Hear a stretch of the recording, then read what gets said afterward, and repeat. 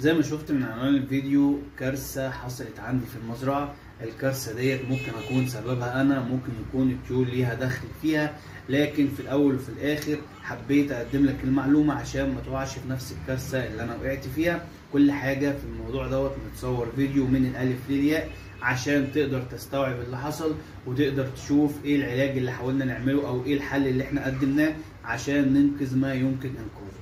مش هطول عليك، يلا بينا نبدأ.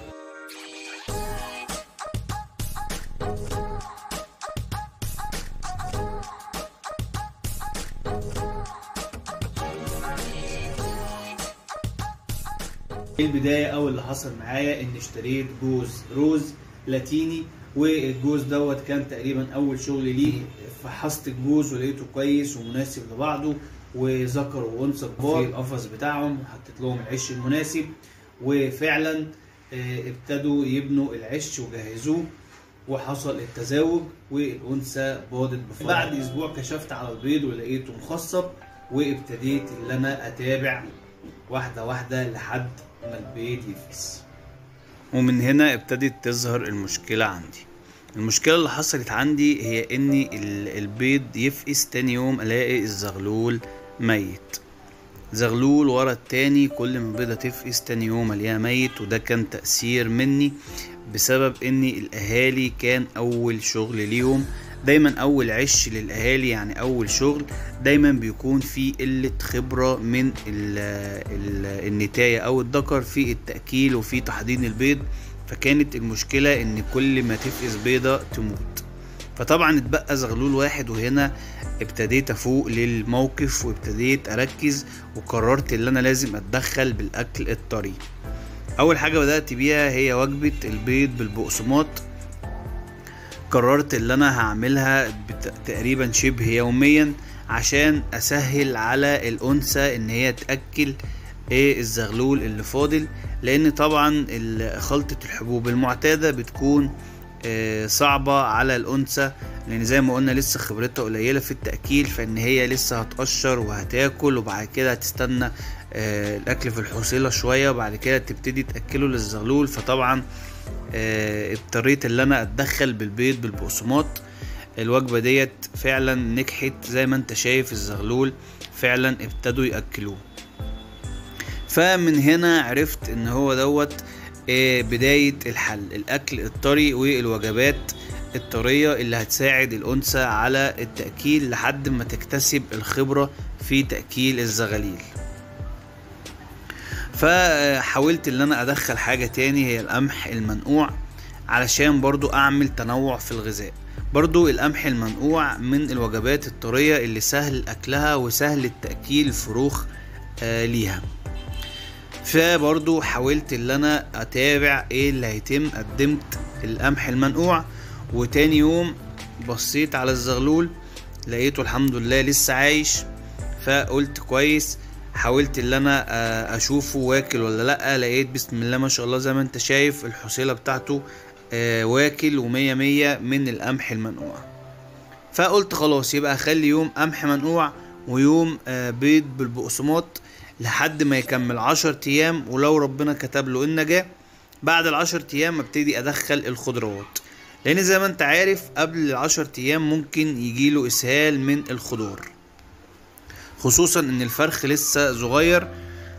فمرضتش ان انا ادخل خضروات في البداية. فبقيت يوم احط وجبة البيض ويوم احط وجبة قمح منقوع، وطبعا الاتنين موجود طريقتهم على القناة بطريقة مفصلة، سواء البيض بالبقسماط او القمح المنقوع هتلاقي فيديو للطريقتين ازاي تحضرهم وازاي تقدمهم للطيور. طبعا ابتديت يوم بعد يوم اصور الزغلول علشان تتابع معايا حركة نموه وازاي قدرت ان انا انقذ اخر زغلول عندي في عش الروز. طبعا قلة الخبرة اللي عند الاهالي ديت بتكون في اول عش بس، بعد كده باذن الله بنسبة كبيرة جدا بيأكلوا الفروخ بتاعتهم كلها. وطبعا انت هتساعدهم بالاكل الطري من البداية. فالفكرة اللي انا حبيت اوصلها لك في الفيديو دوت ان انت لو قصرت مع الطيور بتاعتك هتلاقي طبعا نتيجة مش كويسة او مش هترضيك. فايا كانت نوع الطيور اللي عندك او اول شغل ليهم، دايما اول ما تلاقي البيض ابتدى يفك يعني ابتدى يفقس، تبتدي تأكل وجبة طرية زي البيض بالبقسماط. حتى لو هتأكلها يوميا لمدة مثلا 10 ايام او يوم او يوم لأ، او قمح منقوع زي ما انا عملت، انت بكده بتساعد بنسبة كبيرة جدا ان الفروخ تطلع قوية، وبتساعد على نموها بسرعة، وبتسهل على الاهالي تأكيل الفروخ. فبالتالي هتلاقي الدنيا ماشية معاك كويس. انما لو انت اهملت فيها واعتمدت على خلطة الحبوب بس، ممكن الاهالي ما تأكلش، ويكون زي الحالة اللي عندي اول عش ليهم واول شغل ليهم، وبتكون النضج مكملش لسه عند الانثى، وبتلاقي الانثى بتخاف تأكل وواقفة يعني بتبص على الزغلول وهي مش عارفة تعمل ايه. اهو ابتدى يريش قدامك، والحمد لله الزغلول عدى 10 ايام عليه، وعينيه ابتدت تفتح، ريشه ابتدى ينبت زي ما انت شايف. فخلاص كده نقدر نخش بالخضار المبشور. فحبيت ان انا ابدأ معاه بجزر مبشور وفلفل، قطعته حتت صغيرة فلفل رومي، وقدمت برضو للطيور. طبعا اي وجبة طري هتقدمها لازم يكون جنبها اكالة فيها الحبوب، يعني تقدم ده وتقدم دوت مع بعض. طبعا برضو الحمد لله اكلوا الجزر، وزي ما انت شايف الزغلول فتح عينه وريشه ابتدى ينبت اهوت، هيطلع لاتيني لان الاب والام لاتيني، فهو هيطلع لاتيني عين حمراء. ففي نهاية الفيديو انا كل اللي انا حبيت اقدمه لك معلومة بسيطة عن قلة خبرة الطيور في اول عش، وعن العلاج اللي انا ابتديت اشوفه. طبعا في اسباب تانية لموت الزغاليل زي مثلا السالمونيلا او مرض يكون بكتيري، لكن انا كنت بفحص الزغاليل اللي بتموت عندي، فلاحظت ان هو بيموت الحصيلة بتاعته فاضية يعني مش واكل، لكن جسم العصفور ما بيكونش فيه اي مشكلة. فبسم الله ما شاء الله زي ما انت شايف الزغلول دوت بقى زي الفل اهوت، وابتدى يشد عظمه وابتدى يقوى كده ويتحرك في العش وبقى كويس. طبعا مش عايز اقولك انا يوم بعد يوم بصور عشان اتابع معاك وعشان تشوف خطوة بخطوة مراحل نموه وازاي قدرنا نحل المشكلة.